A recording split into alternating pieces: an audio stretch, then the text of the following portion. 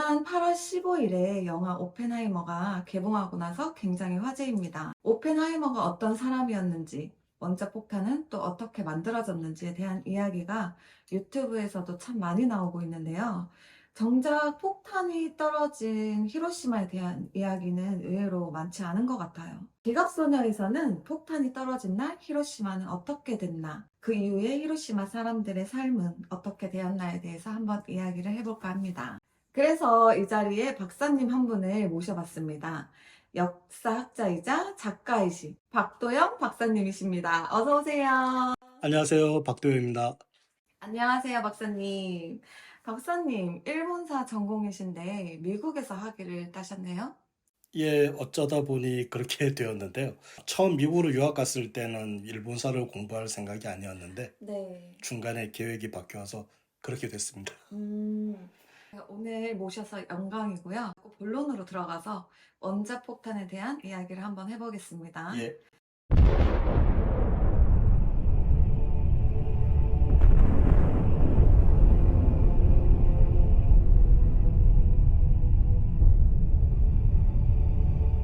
미국이 일본의 원자폭탄을 떨어뜨리겠다는 생각은 언제부터 하게 된 거죠?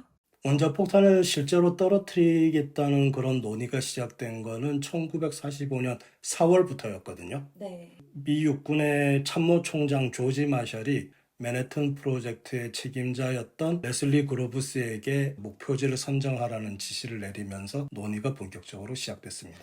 최초의 핵실험인 트리니티 실험이 성공한 게 1945년 7월 16일인데요. 4월이면 아직 폭탄이 완성되지도 않았을 텐데. 완성은 안 되었지만은 핵실험의 성공이 눈앞에 다가와 있는 상황이었고, 독일은 이미 5월에 항복을 했기 때문에 사실상 일본의 원자폭탄을 떨어뜨린다는 전제 아래에서 이제 논의가 진행이 되었던 거죠. 다른 도시들도 많았을 텐데 왜 히로시마였을까요? 그로브스가 참모총장에게 지시를 받은 후에 원폭 투하 목표 선정위원회라는 것을 만드는데요. 거기서 정한 몇 가지 기준이 있습니다. 첫 번째 기준이 시가지의 크기가 직경 3마일 이상일 것. 3마일이면 4.8km인데요. 4.8km 이상일 것이 첫 번째 조건이었습니다. 4.8km라는 거리에서 어떤 특별한 의미 같은 게 있을까요? 그 정도 크기가 돼야지 그 안에 살고 있는 인구나 건물 수가 폭탄이 터졌을 때 어느 정도 위력인지 측정할 수 있는 크기가 된다고 생각했기 때문이죠. 실제로 히로시마에서 폭탄이 터지는 순간에 2000도가 넘는 열복사가 일어나는 범위가 직경 3.8km 정도였거든요. 네. 그러니까 4.8km라는 기준은 미국이 원자폭탄을 떨어뜨렸을 때 대충 이 정도의 위력은 되겠다라는 것을 어느 정도 계산해 두고 정한 기준이라고 볼 수 있습니다. 그리고 또 다른 기준은 군사적으로 의미 있는 목표물이 있을 것. 그리고 그때까지 미국으로부터 공습을 받지 않아서 해결가 되지 않았을 것. 이 세 가지가 가장 중요한 기준이었던 거죠. 그때면 미국의 폭격기들이 이미 일본 전역을 폭격했을 때인데 크기도 크고 전략적 가치도 있으면서 멀쩡한 도시가 남아 있었어요. 그 조건에 맞는 도시를 찾는 게 너무 힘들었을 것 같거든요.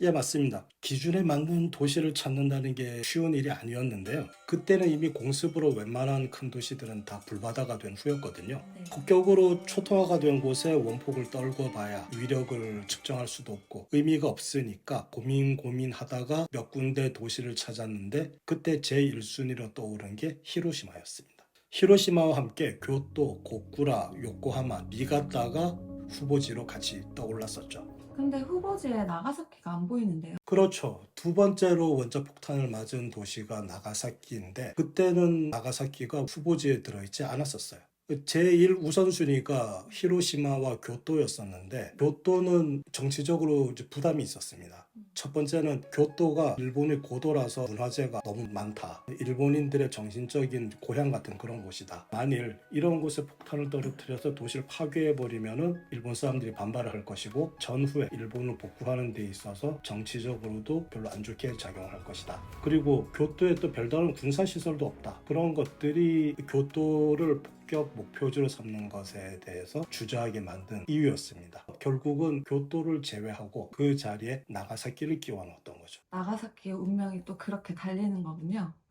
히로시마가 지형적으로 기준에 맞았다는 건 알겠는데요. 군사적으로는 또 어떤 의미가 있었을까요? 히로시마의 인구가 그때 약 35만 명 정도로 일본에서 8번째로 큰 도시였거든요. 네. 크기만 큰 게 아니라 군수공장도 많았고 일본 육군 제2군 사령부가 히로시마 시내 한복판에 있었습니다. 주변을 둘러보면은 가까운 곳에 구레라는 항구 도시가 있었는데 이 구레가 단순한 항구 도시가 아니라 당시 일본 해군이 가지고 있던 세계 최대의 전함 야마토를 건조한 것이고 그 야마토가 정박을 하는 모항이 또 구레였어요. 야마토의 모양이 거기 있었군요.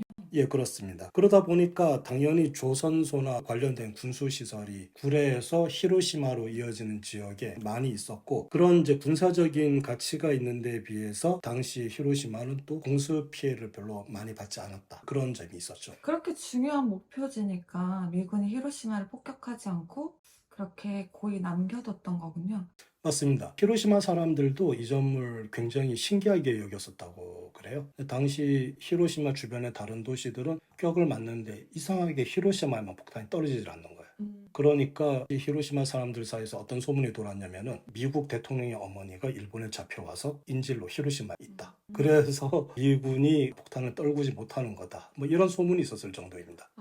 그렇게 히로시마의 운명이 정해지면서 1945년 8월 6일에 드디어 원자폭탄이 히로시마에 떨어지게 됩니다.